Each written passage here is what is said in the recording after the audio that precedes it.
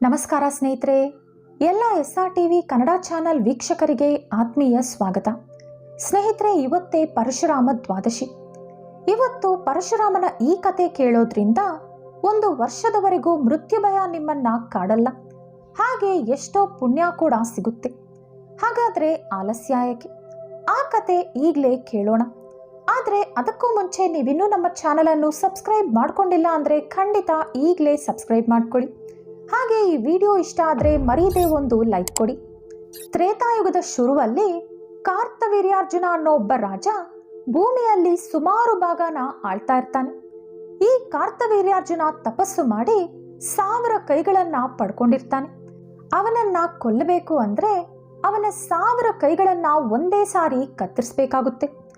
ಇನ್ನು ಅಂತ ಕಾರ್ತನ ಹತ್ರ ಅಗ್ನಿದೇವರು ಬಂದು, ಮಹಾರಾಜ, ನನಗೆ ತುಂಬಾ ಹಸಿವಾಗ್ತಿದೆ, ತಿನ್ನೋಕೆ ಏನಾದರೂ ಕೊಡು ಅಂತ ಕೇಳ್ತಾರೆ. ಆಗ ಕಾರ್ತವೀರ್ಯಾರ್ಜುನ, ಅಗ್ನಿದೇವ, ಈ ಭೂಲೋಕನೇ ನನ್ನದು, ನಿನಗೆ ಬೇಕಾದಷ್ಟು ತಿನ್ನು, ನಿನ್ನನ್ನ ತಡೆಯೋರು ಯಾರೂ ಇರಲ್ಲ, ನಿನಗೆ ತೃಪ್ತಿ ಆಗೋವರೆಗೂ ಏನನ್ನ ಬೇಕಾದರೂ ನಾಶ ಮಾಡು ಅಂತ ಹೇಳ್ತಾನೆ. ಅದೇ ಪ್ರಕಾರ ಅಗ್ನಿದೇವರು ಕಣ್ಣಿಗೆ ಕಾಣಿಸಿರೋ ಎಲ್ಲದನ್ನ ನಾಶ ಮಾಡ್ತಾ ಇರ್ತಾರೆ. ಚಿಕ್ಕ ಚಿಕ್ಕ ಪ್ರಾಣಿಗಳು, ಪಕ್ಷಿಗಳು, ಕಾಡು, ಮರ, ಗಿಡ, ಹೀಗೆ ಎಲ್ಲದನ್ನ ಸುಟ್ಟು ಬೂದಿ ಮಾಡಿ ತೃಪ್ತಿ ಪಡ್ತಾ ಇರ್ತಾರೆ. ಅದೇ ಪ್ರಕಾರ ಅಗ್ನಿದೇವರು ಆಪವ ಮುನಿಯ ಆಶ್ರಮನ ಕೂಡ ಸುಟ್ಟು ಬೂದಿ ಮಾಡ್ತಾರೆ. ಇದರಿಂದ ಕೋಪಗೊಂಡ ಆಪವ ಮುನಿ ಅಗ್ನಿದೇವರನ್ನ ಖಂಡಿಸಿದಾಗ, ಇದೆಲ್ಲ ಕೂಡ ಕಾರ್ತವೀರ್ಯಾರ್ಜುನ ಹೇಳಿದ್ದಕ್ಕೆ ನಾನು ಮಾಡಿದ್ದು ಅಂತ ಅಗ್ನಿದೇವರು ತಪ್ಪಿಸ್ಕೋತಾರೆ. ಇನ್ನು ಆಪವ ಮುನಿಯ ಕೋಪ ಅಗ್ನಿದೇವರ ಮೇಲಿಂದ ಕಾರ್ತವೀರ್ಯಾರ್ಜುನನ ಮೇಲೆ ಬೀಳುತ್ತೆ. ಹಾಗಾಗಿ ಅವರು ಮಹಾವಿಷ್ಣುವನ್ನ ಪ್ರಾರ್ಥಿಸಿ, ಈ ಮದ ಹತ್ತಿರುವಂತ ಕ್ಷತ್ರಿಯರನ್ನ ನೀನೇ ನಾಶ ಮಾಡಬೇಕು ಅಂತ ಕೇಳ್ಕೊತಾರೆ. ಆಗ ಮಹಾವಿಷ್ಣು, ನಾನು 6ನೇ ಅವತಾರ ಪಡೆದು ಕ್ಷತ್ರಿಯರನ್ನ ಸಂಹಾರ ಮಾಡ್ತೀನಿ ಅಂತ ಆಪವ ಮುನಿಗೆ ವರ ಕೊಡ್ತಾರೆ. ಆ ಸಮಯದಲ್ಲಿ ಋಷಿ ವಂಶದಲ್ಲಿ ಭೃಗುವಂಶ ಶ್ರೇಷ್ಠವಾದುದು. ಆ ವಂಶದಲ್ಲಿ ರುಚಿಕ ಅನ್ನೋ ಒಬ್ಬ ಋಷಿ ಇರ್ತಾರೆ. ಇವರು ಗಾದಿ ಮಹಾರಾಜನ ಮಗಳಾದ ಸತ್ಯವತಿಯನ್ನ ನೋಡಿ ಪ್ರೀತಿಸ್ತಾರೆ. ಅದೇ ಮಾತನ್ನ ಗಾದಿ ಮಹಾರಾಜನ ಹತ್ರ ಹೋಗಿ ಕೇಳ್ತಾರೆ, ನಿಮ್ಮ ಮಗಳನ್ನ ನಾನು ಕೊಟ್ಟು ಮದುವೆ ಮಾಡಿ ಅಂತ. ಆದ್ರೆ ಗಾದಿ ಮಹಾರಾಜನಿಗೆ ಇರೋದು ಒಬ್ಬಳೇ ಮಗಳು ಸತ್ಯವತಿ, ಗಂಡು ಸಂತಾನ ಕೂಡ ಇರಲಿಲ್ಲ. ಒಳ್ಳೆ ಕ್ಷತ್ರಿಯನ ತಂದು ಸತ್ಯವತಿ ಕೊಟ್ಟು ಮದುವೆ ಮಾಡಿ ಅವನ ರಾಜ್ಯನ ಅಳಿಯನಿಗೆ ಒಪ್ಪಿಸ್ಬೇಕು ಅಂತ ಗಾದಿ ಕಾಯ್ತಾ ಇರ್ತಾನೆ. ಆದ್ರೆ ಈಗ ಬಂದಿರೋದು ನೋಡಿದ್ರೆ ರುಚಿಕ ಮಹರ್ಷಿ ಯಾವ ರೀತಿ ಮಗಳನ್ನು ಕೊಡೋದು, ಇನ್ನು ಕೊಡಲ್ಲ ಅಂದ್ರೆ ಶಾಪಕ್ಕೆ ಬೇರೆ ಗುರಿಯಾಗಬೇಕು. ಹಾಗಾಗಿ ಗಾದಿ ಮಹಾರಾಜ ಹೇಳ್ತಾನೆ, ಸ್ವಾಮಿ, ಕ್ಷತ್ರಿಯ ವಂಶದಲ್ಲಿ ನಾವು ಮಗಳನ್ನ ಕೊಡಬೇಕು ಅಂದ್ರೆ ಎಷ್ಟೋ ಪರೀಕ್ಷೆಗಳನ್ನ ಇಡ್ತೀವಿ, ಸ್ವಯಂವರ ಮಾಡ್ತೀವಿ. ಆದ್ರೆ ನೀವೊಬ್ಬ ಋಷಿ ಆಗಿರೋದ್ರಿಂದ ನಿಮಗೆ ಅಸ್ತ್ರಶಸ್ತ್ರ ವಿದ್ಯೆ ಪ್ರದರ್ಶನ ಮಾಡುವಂತ ಕೇಳೋಕ್ಕಾಗಲ್ಲ. ಹಾಗಾಗಿ ನನಗೆ ಎಂದಿನಿಂದಲೂ ಒಂದು ಕೋರಿಕೆ ಇದೆ. 1000 ಬಿಳಿ ಕುದುರೆಗಳು, ಅದರ ಕಿವಿ ಮಾತ್ರ ಕಪ್ಪಾಗಿರ್ಬೇಕು. ಇಂಥ 1000 ಕುದುರೆಗಳನ್ನ ನೀವು ನನಗೆ ತಂದು ಕೊಟ್ರೆ ನನ್ನ ಮಗಳನ್ನ ನಿಮಗೆ ಕೊಟ್ಟು ಮದುವೆ ಮಾಡ್ತೀನಿ ಅಂತ ಹೇಳ್ತಾನೆ ಗಾದಿ. ಅದು ತಂದು ಕೊಡೋಕೆ ಸಾಧ್ಯ ಆಗಲ್ಲ ಅನ್ನೋದು ಗಾದಿ ಅಭಿಪ್ರಾಯ. ಗಾದಿ ಮನಸ್ಸಿನ ಭಾವನೆ ರುಚಿಕನಿಗೆ ಅರ್ಥ ಆಗುತ್ತೆ. ರುಚಿಕ ನಗತಾ ಹೋಗಿ ತಪಸ್ಸು ಮಾಡಿ ಅತಿ ಶೀಘ್ರದಲ್ಲೇ 1000 ಬಿಳಿ ಕುದುರೆಗಳು, ಕಿವಿ ಮಾತ್ರ ಕಪ್ಪಾಗಿರುವಂತ ಕುದುರೆಗಳನ್ನ ತಂದು ಗಾದಿ ಮಹಾರಾಜನ್ಗೆ ಕೊಡ್ತಾನೆ. ಸತ್ಯವತಿನ ಮದುವೆ ಆಗ್ತಾನೆ. ಎಷ್ಟು ವರ್ಷಗಳಾದರೂ ಕೂಡ ಸತ್ಯವತಿಗೆ ಮಕ್ಕಳಾಗಲ್ಲ. ಒಂದು ದಿನ ಸತ್ಯವತಿ ರುಚಿಕನ ಹತ್ರ ಕೇಳ್ತಾಳೆ, ಸ್ವಾಮಿ, ನನಗೆ ಇಷ್ಟು ವರ್ಷ ಆದರೂ ಮಕ್ಕಳಿಲ್ಲ, ನನಗೊಬ್ಬ ಗಂಡು ಸಂತಾನ ಬೇಕಂತ ಆಸೆ ಆಗ್ತಿದೆ. ಅದೇ ರೀತಿ ನಾನು ನನ್ನ ತಂದೆ ತಾಯಿಗೆ ಒಬ್ಳೆ ಮಗಳು, ಅವರು ಕ್ಷತ್ರಿಯರು, ಕ್ಷತ್ರಿಯರಿಗೆ ವಾರಸ ಇರಲೇಬೇಕು. ಹಾಗಾಗಿ ನನಗೊಂದು ಗಂಡು ಮಗ, ನನ್ನ ತಾಯಿಗೊಂದು ಗಂಡು ಮಗ ಹುಟ್ಟೋ ರೀತಿ ನೀವೇ ನಮಗೆ ಆಶೀರ್ವಾದ ಮಾಡಬೇಕು ಅಂತ ಕೇಳ್ತಾಳೆ. ಸತ್ಯವತಿ ಕೋರಿಕೆ ಇಲ್ಲ ಅನ್ನಲಾರದೆ ರುಚಿಕ ಮಹರ್ಷಿ ಮತ್ತೆ ತಪಸ್ಸು ಮಾಡಿ 2 ಹಣ್ಣನ್ನ ತಂದು ಸತ್ಯವತಿ ಕೈ ಕೊಟ್ಟು, ಇದರಲ್ಲಿ ಈ ಹಣ್ಣನ್ನ ನೀನ್ ತಿನ್ನು, ಈ ಹಣ್ಣನ್ನ ನಿನ್ನ ತಾಯಿಗೆ ಕೊಡು ಅಂತ ಹೇಳ್ತಾರೆ. ಇನ್ನು ಸತ್ಯವತಿ ಸಂತೋಷದಿಂದ ಏನು ಮಾಡ್ತಿದ್ದೀನಿ ಅನ್ನೋ ಅರಿವಿಲ್ಲದೆ 7 ತಿನ್ಬೇಕಾಗಿರೋ ಹಣ್ಣನ್ನ ತಾಯಿಗೆ ಕೊಡ್ತಾಳೆ. ತಾಯಿ ತಿನ್ನಬೇಕಾಗಿರೋ ಹಣ್ಣನ್ನ 7 ತಿಂತಾಳೆ. ಅದಾದ ಮೇಲೆ ಗಂಡ ಹೇಳಿರೋ ಮಾತು ನೆನಪಾಗುತ್ತೆ. ಓಡೋಗಿ ರುಚಿಕ ಮುನಿ ಹತ್ರ ಹೋಗಿ, ನಾನೊಂದು ತಪ್ಪು ಮಾಡಿಬಿಟ್ಟೆ, ನಾನು ತಿನ್ನಬೇಕಾಗಿರೋ ಹಣ್ಣನ್ನ ನನ್ನ ತಾಯಿಗೆ ಕೊಟ್ಟೆ, ನನ್ನ ತಾಯಿ ತಿನ್ನಬೇಕಾಗಿರೋ ಹಣ್ಣನ್ನ ನಾನು ತಿಂದೆ, ಈಗ ಇದಕ್ಕೆ ನೀವೇ ಪರಿಹಾರ ಹೇಳಬೇಕು ಅಂತ ಕೇಳ್ಕೊತಾಳೆ. ಆಗ ರುಚಿಕ ಮುನಿ, ಮಾಡೋಕೆ ಏನೂ ಆಗಲ್ಲ, ನೀನು ಮಾಡಿರೋದು ತುಂಬಾ ದೊಡ್ಡ ತಪ್ಪು. ಯಾಕಂದ್ರೆ ನಾವು ಋಷಿ ವಂಶದವರಾಗಿರೋದ್ರಿಂದ ನಮಗೆ ಒಬ್ಬ ಪಂಡಿತನಾದ ಮಗ ಬೇಕು. ಆದ್ರೆ ನಿನ್ನ ತಾಯಿ ಕ್ಷತ್ರಿಯ ವಂಶದವಳಾಗಿರೋದ್ರಿಂದ ಆಕೆಗೆ ಪರಾಕ್ರಮಿ ಆಗಿರುವಂತ ಮಗ ಬೇಕು. ಅದಕ್ಕಾಗಿಯೇ ನಾನು 2 ಹಣ್ಣನ್ನ ನಿಮ್ಮಿಬ್ಬರಿಗೂ ಕೊಟ್ಟೆ. ಆದ್ರೆ ಈಗ ನೀನ್ ಮಾಡಿರೋ ತಪ್ಪಿಂದ ನಮಗೆ ಪರಾಕ್ರಮಿ ಹುಟ್ಟುತ್ತಾನೆ, ನಿನ್ನ ತಾಯಿಗೆ ಪಂಡಿತ ಹುಟ್ಟುತ್ತಾನೆ ಅಂತ ಹೇಳ್ತಾರೆ. ಇದು ಸತ್ಯವತಿಗೆ ಇಡ್ಸಲ್ಲ. ಹಾಗಾಗಿ ಮತ್ತೆ ರುಚಿಕನ ಕಾಲಿನ ಮೇಲೆ ಬಿದ್ದು, ನಂದು ತಪ್ಪಾಯ್ತು, ನನಗೆ ಪಂಡಿತಾನೇ ಮಗನಾಗ್ಬೇಕು. ನನ್ನ ತಂದೆ ತಾಯಿ ಪಂಡಿತನ್ನ ಮಗನಾಗ್ ಪಡೆದು ಏನ್ ಮಾಡ್ತಾರೆ, ಅವ್ರಿಗೊಂದು ಪರಾಕ್ರಮಿನೇ ಬೇಕಾಗುತ್ತೆ, ಏನಾದ್ರೂ ನೀವೇ ಮಾಡಬೇಕು ಅಂತ ಮತ್ತೆ ಕೇಳ್ಕೊತಾಳೆ. ಹಾಗಾಗಿ ರುಚಿಕ ಹೇಳ್ತಾರೆ, ಸರಿ, ನಿನ್ನ ಹೊಟ್ಟೆಯಲ್ಲಿ ಒಬ್ಬ ಮಹಾಪಂಡಿತ ಹುಡ್ತಾನೆ, ಅವನ ಹೊಟ್ಟೆಯಲ್ಲೊಬ್ಬ ಮಹಾಪರಾಕ್ರಮಿ ಹುಡ್ತಾನೆ ಅಂತ ರುಚಿಕ ಮಹರ್ಷಿ ವರ ಕೊಡ್ತಾರೆ. ಅದೇ ರೀತಿ ಕೆಲ ದಿನಗಳಲ್ಲಿ ಸತ್ಯವತಿ ಜಮದಗ್ನಿ ಮಹರ್ಷಿಗೆ ಜನ್ಮ ಕೊಡ್ತಾಳೆ. ಜಮದಗ್ನಿ ಮಹರ್ಷಿ ರೇಣುಕಾದೇವಿನ ಮದುವೆ ಆಗ್ತಾರೆ. ರೇಣುಕಾ ಅನ್ನೋ ಮಹಾರಾಜನ ಮಗಳು ರೇಣುಕಾದೇವಿ. ಈ ರೇಣುಕಾದೇವಿಗೆ ಎಷ್ಟೋ ತಪಶಕ್ತಿ ಇರುತ್ತೆ. ಈಕೆ ಮರಳಿಂದ ಒಂದು ಬಿಂದಿಗೆ ತಯಾರಿಸಿ ಅದರಿಂದ ನೀರು ತುಂಬಿಕೊಂಡು ಗಂಡನ ಪೂಜೆಗೆ ಪ್ರತಿದಿನ ತರ್ತಾ ಇರ್ತಾಳೆ. ಜಮದಗ್ನಿ ಹಾಗೂ ರೇಣುಕಾದೇವಿಗೆ 5 ಜನ ಗಂಡು ಸಂತಾನ ಇರುತ್ತೆ. ಇವರಲ್ಲಿ ಕೊನೆಯವರೇ ಭಾರ್ಗವ ರಾಮ. ಇವರೇ ಮಹಾವಿಷ್ಣುವಿನ 6ನೇ ಅವತಾರ, ಕ್ಷತ್ರಿಯ ಸಂಹಾರಕ್ಕಾಗಿ ಜನಿಸಿದವರು. ಒಂದು ಸಾರಿ ಭಾರ್ಗವರಾಮ ಭೃಗು ಮಹರ್ಷಿಯ ಆಶ್ರಮಕ್ಕೆ ಹೋಗ್ತಾರೆ. ಆಗ ಭೃಗು ಮಹರ್ಷಿ, ಭಾರ್ಗವ, ಈ ರೀತಿ ನೀನು ಸಮಯ ವ್ಯರ್ಥಗೊಳಿಸಬಾರದು, ನೀನು ಬೇಗನೆ ಶಿವನಿಂದ ಅಸ್ತ್ರಶಸ್ತ್ರ ವಿದ್ಯೆಗಳನ್ನ ಕಲಿತುಕೋ ಎಂದು ಸಲಹೆ ಕೊಡ್ತಾರೆ. ಅದೇ ರೀತಿ ಪರಶುರಾಮ ಅಂದ್ರೆ ಭಾರ್ಗವರಾಮ ಶಿವನಿಗಾಗಿ ತಪಸ್ಸು ಮಾಡಿ ಅವರಿಂದ ಅಸ್ತ್ರಶಸ್ತ್ರ ವಿದ್ಯೆಗಳನ್ನ ಕಲಿಸಿಕೊಡುವಂತೆ ಕೇಳ್ತಾರೆ. ಆದರೆ ಶಿವ, ಭಾರ್ಗವ, ಈಗ ನನ್ನಿಂದ ಅಸ್ತ್ರಶಸ್ತ್ರ ವಿದ್ಯೆಗಳನ್ನು ನೀನು ಕಲಿಯೋಕೆ ಸಾಧ್ಯ ಆಗಲ್ಲ. ಹಾಗಾಗಿ ನೀನು ಇಡೀ ಭೂಲೋಕದಲ್ಲಿರೋ ಎಲ್ಲ ಪುಣ್ಯಕ್ಷೇತ್ರಗಳಿಗೆ ದರ್ಶನ ಮಾಡಿ ಎಲ್ಲ ದೇವರ ದರ್ಶನ ಪಡ್ಕೊಂಡು ಮತ್ತೆ ನನಗೋಸ್ಕರ ತಪಸ್ಸು ಮಾಡು.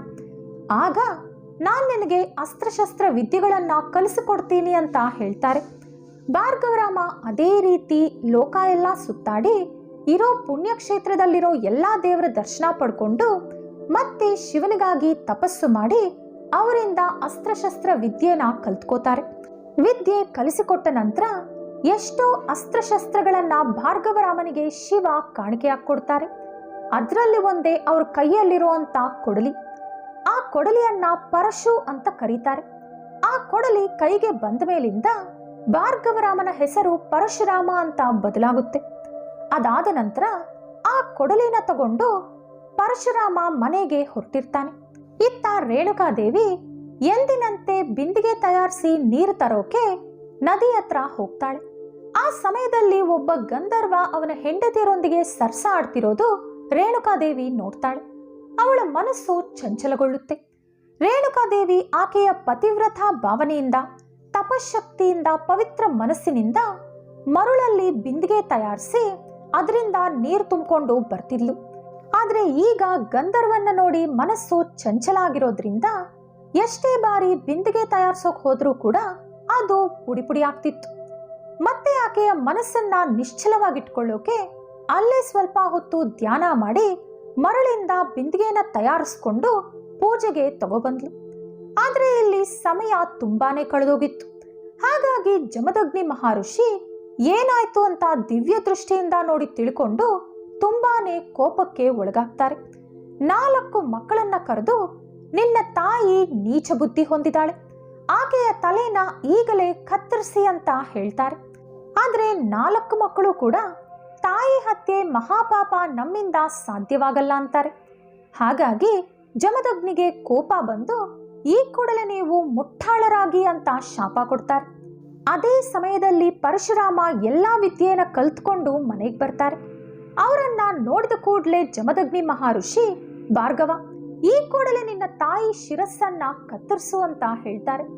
ಯಾಕೆ ಏನು ಅಂತ ಒಂದು ಕಾರಣನೂ ಕೇಳದೆ ಒಂದೇ ಕ್ಷಣದಲ್ಲಿ ಅವರ ಕೈಯಲ್ಲಿರುವಂತ ಕೊಡಲಿಯಿಂದ ತಾಯಿ ತಲೆಯನ್ನ ಕತ್ತರಿಸ್ತಾನೆ ಪರಶುರಾಮ. ಇನ್ನು ಜಮದಗ್ನಿ ಕೋಪ ಕಡಿಮೆ ಆಗುತ್ತೆ. ಸಂತೋಷ ಆಗಿ ಮಗನಿಗೆ ಏನಾದ್ರೂ ವರ ಕೇಳ್ಕೊ ಅಂತ ಹೇಳ್ತಾರೆ. ಆಗ ಪರಶುರಾಮ, ತಂದೆ ನನಗೆ 3 ವರ ಬೇಕು. 1ನೇ ವರದಲ್ಲಿ ನನ್ನ ತಾಯಿನ ಬದುಕಿಸು. 2ನೇ ವರದಲ್ಲಿ ನನ್ನ ಅಣ್ಣಂದಿರನ್ನ ಮತ್ತೆ ಸಾಮಾನ್ಯ ಮನುಷ್ಯರಂತೆ ಮಾಡು. 3ನೇ ವರದಲ್ಲಿ ಈಗ ನಡೆದಿರುವಂತ ಘಟನೆ ನಿಮ್ಯಾರಿಗೂ ನೆನಪಿಲ್ಲದೆ ನೀವು ಎಂದಿನಂತೆ ಸಂತೋಷವಾಗಿ ಬದುಕಬೇಕು ಅಂತ ಕೇಳ್ತಾರೆ. ಜಮದಗ್ನಿ ಮಹರ್ಷಿ ತಥಾಸ್ತು ಅಂತಾರೆ. ಇದಾದ ನಂತರ ಎಲ್ಲವೂ ಎಂದಿನಂತೆ ನಡೀತಾ ಇರುತ್ತೆ. ಒಂದು ದಿನ ಪರಶುರಾಮ ಯಜ್ಞಕ್ಕೆ ಕಟ್ಟಿಗೆ ತರೋಕೆ ಕಾಡ್ಗಂತ ಹೋಗ್ತಾರೆ. ಆ ಸಮಯದಲ್ಲಿ ಇದೇ ಕಾಡಿಗೆ ಬೇಟೆಯಾಡೋಕೆ ಕಾರ್ತವೀರ್ಯಾರ್ಜುನ ಬಂದಿರ್ತಾನೆ. ಬೇಟೆಯಾಡಿ ತುಂಬಾ ಸುಸ್ತಾಗಿ ಸ್ವಲ್ಪ ಹೊತ್ತು ವಿಶ್ರಾಂತಿ ಪಡೆಯೋಕೆ ಇವರ ಆಶ್ರಮಕ್ಕೆ ಬರ್ತಾನೆ. ಜಮದಗ್ನಿ ಮಹರ್ಷಿ ಎಲ್ಲ ಊಟೋಪಚಾರಗಳನ್ನ ಮಾಡ್ತಾರೆ. ಅದಾದ ನಂತರ ಇಷ್ಟು ಬೇಗನೆ ಇಷ್ಟೊಂದು ಊಟೋಪಚಾರ ಒಂದು ಕಾಡಲ್ಲಿರುವಂತ ಋಷಿ ಕುಟುಂಬಕ್ಕೆ ಯಾವ ರೀತಿ ಸಾಧ್ಯ ಆಯಿತು ಅನ್ನೋದು ಕಾರ್ತವೀರ್ಯಾರ್ಜುನನಿಗೆ ಅರ್ಥ ಆಗಲ್ಲ. ಹಾಗಾಗಿ ಇದು ಯಾವ ರೀತಿ ಸಾಧ್ಯ ಅಂತ ಜಮದಗ್ನಿ ಮಹರ್ಷಿನ ಕೇಳ್ತಾನೆ. ಆಗ ಜಮದಗ್ನಿ ಮಹರ್ಷಿ, ನನ್ನ ಹತ್ರ ಕಾಮಧೇನು ಸಂತಾನ ಇದೆ, ಅದು ಕೇಳಿದ್ದೆಲ್ಲ ಕೊಡುತ್ತೆ. ಅದರ ಆಶೀರ್ವಾದದಿಂದಾನೇ ಇವತ್ತು ನಿಮ್ಮೆಲ್ರಿಗೂ ತೃಪ್ತಿ ಆಗೋಷ್ಟು ಊಟ ಹಾಕೋಕೆ ಸಾಧ್ಯ ಆಯಿತು ಅಂತ ಹೇಳ್ತಾರೆ.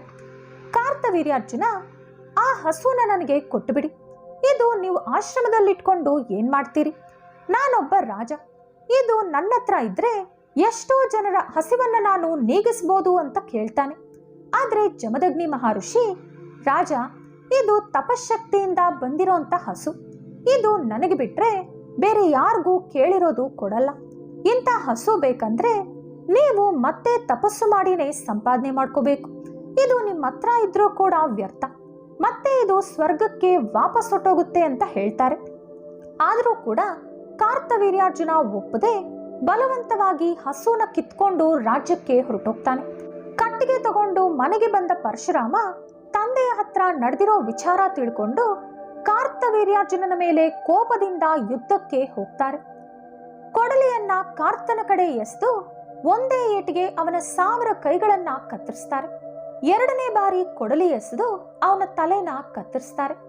ಅದಾದ ನಂತರ ಆ ಹಸುನ ತಗೊಂಡು ಮನೆಗೆ ತಂದು ತಂದೆಗೆ ಒಪ್ಪಿಸ್ತಾರೆ ಪರಶುರಾಮ. ಅಂತ ರಾವಣನನ್ನೇ ಸೋಲಿಸಿದಂತ ಮಹಾಪರಾಕ್ರಮಿ ನಮ್ಮ ತಂದೆ.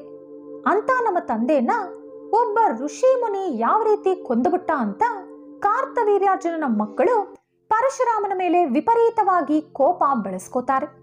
ತಾಯಿಯನ್ನ ಕೊಂದಿದ್ದಕ್ಕಾಗಿ ಆ ಪಾಪನ ಕಳ್ಕೊಳ್ಳೋಕೆ ಪರಶುರಾಮ ಮತ್ತೆ ಲೋಕ ಸಂಚಾರಕ್ಕೆ ಎಲ್ಲ ಪವಿತ್ರವಾದ ಸ್ಥಳಗಳಿಗೆ ಭೇಟಿ ಕೊಡೋಕೆ ಹೋಗ್ತಾರೆ. ಆ ಸಮಯದಲ್ಲಿ ಕಾರ್ತವೀರ್ಯಾರ್ಜುನನ ಮಕ್ಕಳು ಆಶ್ರಮಕ್ಕೆ ನುಗ್ಗಿ ಜಮದಗ್ನಿ ಮಹರ್ಷಿ ತಲೆಯನ್ನ ಕತ್ತರಿಸಿ ಆ ತಲೆನ ಅವರ ರಾಜ್ಯಕ್ಕೆ ತಗೊಂಡೋಗ್ತಾರೆ. ಪರಶುರಾಮ ಲೋಕ ಸಂಚಾರ ಮುಗಿಸಿ ಮನೆಗೆ ಬಂದಾಗ ತಾಯಿ ತಂದೆಯ ಮೃತದೇಹದ ಮೇಲೆ ಬಿದ್ದು 21 ಬಾರಿ ಎದೆ ಹೊಡ್ಕೊಂಡು ಅಯ್ಯೋ ಅಂತ ಗೋಳಾಡ್ತಾ ಇರ್ತಾರೆ. ಆ ದೃಶ್ಯ ನೋಡಿ ಪರಶುರಾಮನ ಎದೆ ಝಲ್ಲನ್ನುತ್ತೆ. ಪರಶುರಾಮನ ಎದೆಯಲ್ಲಿ ಜ್ವಾಲಾಮುಖಿ ಉಕ್ಕಿ ಬಂದಂತಾಗುತ್ತೆ. ಕೋಪದಿಂದ ಕೊಡಲಿ ಹಿಡ್ಕೊಂಡು ಕಾರ್ತವೀರ್ಯಾರ್ಜುನನ ಮಕ್ಕಳ ವಿರುದ್ಧ ಹೋಗ್ತಾರೆ. ಆದ್ರೆ ಅಲ್ಲಿ ನೋಡಿದ್ರೆ ಅವ್ರಿಗೆ ಬೆಂಬಲ ಕೊಡೋಕೆ ಎಷ್ಟೋ ಜನ ಕ್ಷತ್ರಿಯರು ಕಾಯ್ತಾ ಇರ್ತಾರೆ. ಅದನ್ನ ನೋಡಿ ಪರಶುರಾಮನ ಸಿಟ್ಟು ನೆತ್ತಿಗೇರುತ್ತೆ. ಏನಿದು, ಒಬ್ಬ ಕ್ಷತ್ರಿಯ ಆದವನು ಸಾಮಾನ್ಯ ಮನುಷ್ಯರಿಗೆ ನ್ಯಾಯ ಕೊಡಬೇಕು ಅಂತ ಒಬ್ಬ ಕ್ಷತ್ರಿಯರು ಇವತ್ತು ಇಷ್ಟೊಂದು ದ್ರೋಹ ಬಗ್ದಿರೋ ಇನ್ನೊಬ್ಬ ಕ್ಷತ್ರಿಯರ ಹಿಂದೆ ಬೆಂಬಲವಾಗಿ ನಿಂತಿದಾರಲ್ಲ. ಇಂಥ ಕ್ಷತ್ರಿಯರು ಈ ಭೂಮಿಯ ಮೇಲೆ ಇರಬಾರ್ದು ಅನ್ಕೊಂಡು ಇನ್ನು ನಾನು ಈ ಭೂಮಿ ಮೇಲಿರುವಂತ ಎಲ್ಲಾ ಕ್ಷತ್ರಿಯನ್ನ ನಾಶ ಮಾಡ್ತೀನಿ ಅಂತ ಪಣ ತೊಡ್ಕೋತಾರೆ. 21 ಬಾರಿ ಭೂಮಂಡಲನ ಸುತ್ತಿ ಬರ್ತಾರೆ. ಕಣ್ಣಿಗೆ ಕಾಣಿಸಿರೋ ಪ್ರತಿಯೊಬ್ಬ ಕ್ಷತ್ರಿಯನ ಕೊಲ್ತಾರೆ. ಆ ಸಮಯದಲ್ಲಿ ದಶರಥ ಮಹಾರಾಜ ಮುಂತಾದ ಕೆಲವು ಮಹಾರಾಜರ ತಾಯಿಯಂದ್ರು ಅವರಿಗೆ ಹೆಣ್ಣು ಮಕ್ಕಳ ವೇಷ ಧರಿಸಿ ಹಸು ಕೊಟ್ಟಿಗೆಯಲ್ಲಿ ಬಚ್ಚಿಡ್ತಾರೆ. ಆ ರೀತಿ ಕೆಲ ಕ್ಷತ್ರಿಯರು ಮಾತ್ರ ತಪ್ಪಿಸ್ಕೋತಾರೆ. ಪರಶುರಾಮ ಅದೇ ರೀತಿ ಎಷ್ಟೋ ಜನ ಕ್ಷತ್ರಿಯರನ್ನ ಸಂಹಾರ ಮಾಡ್ತಾರೆ. ಅದಾದ ನಂತರ ಅವರೆಲ್ಲರ ರಕ್ತನ 5 ಸರೋವರಗಳಂತೆ ತಯಾರು ಮಾಡ್ತಾರೆ. ಅದಾದ ನಂತರ ತಂದೆ ಚಿತೆಗೆ ಬೆಂಕಿ ಇಡ್ತಾರೆ. ಆ ಚಿತೆಯಲ್ಲೇ ರೇಣುಕಾದೇವಿ ಕೂಡ ಸತಿ ಸಹಗಮನ ಆಗ್ತಾರೆ. ಅದಾದ ನಂತರ ತಾಯಿ ತಂದೆ ಚಿತಾಭಸ್ಮನ ತಗೊಂಡ್ಬಂದು ಈ 5 ಸರೋವರದಲ್ಲೂ ಪರಶುರಾಮ ಬೆರೆಸ್ತಾರೆ. ಅದಾದ ನಂತರ ಪರಶುರಾಮ ಕ್ಷತ್ರಿಯರಿಂದ ವಶಪಡಿಸ್ಕೊಂಡಂತ ಭೂಮಿಯೆಲ್ಲವನ್ನ ಕಶ್ಯಪ ಮಹರ್ಷಿಗೆ ದಾನವಾಗಿ ಕೊಟ್ಟು ಮಹೇಂದ್ರಗಿರಿ ಪರ್ವತದ ಮೇಲೆ ತಪಸ್ಸು ಮಾಡ್ತಾ ಕುಳಿತುಕೋತಾರೆ. ಈಗಲೂ ಕೂಡ ಈ ಮಹೇಂದ್ರಗಿರಿ ಪರ್ವತದ ಮೇಲೆ ಪರಶುರಾಮ ಜೀವಂತವಾಗಿದ್ದಾರೆ ಅಂತ ಪ್ರಜೆಗಳು ನಂಬ್ತಾರೆ. ಸದ್ಯಕ್ಕೆ ಈ ಮಹೇಂದ್ರಗಿರಿ ಪರ್ವತ ಕೇರಳದಲ್ಲಿರೋ ತ್ರಿವೇಂದ್ರಂ ಪ್ರಾಂತ್ಯದಲ್ಲಿದೆ. ಇದೇ ಸ್ನೇಹಿತರೆ, ಪರಶುರಾಮನ ಈ ಕತೆ ಇವತ್ತು ಕೇಳೋದ್ರಿಂದ ಎಲ್ಲ ಪಾಪ ಹೋಗಿ ಮರಣ ಭೀತಿ ಅನ್ನೋದು 1 ವರ್ಷದವರೆಗೂ ನಿಮ್ಮನ್ನ ಕಾಡಲ್ಲ. ಈ ವಿಡಿಯೋ ನಿಮಗೆ ಇಷ್ಟವಾದರೆ ಲೈಕ್ ಹಾಗೂ ಶೇರ್ ಮಾಡಿ. ಇಂತಹ ಹೆಚ್ಚಿನ ಉತ್ತಮ ಕಥೆಗಳಿಗಾಗಿ ತಪ್ಪದೇ ನಮ್ಮ ಚಾನೆಲ್ ಅನ್ನು ಸಬ್ಸ್ಕ್ರೈಬ್ ಮಾಡ್ಕೊಳ್ಳಿ. ನಾಳೆ ಮತ್ತೊಂದು ವಿಡಿಯೋದೊಂದಿಗೆ ಪುನಃ ಭೇಟಿಯಾಗೋಣ. ಧನ್ಯವಾದಗಳು.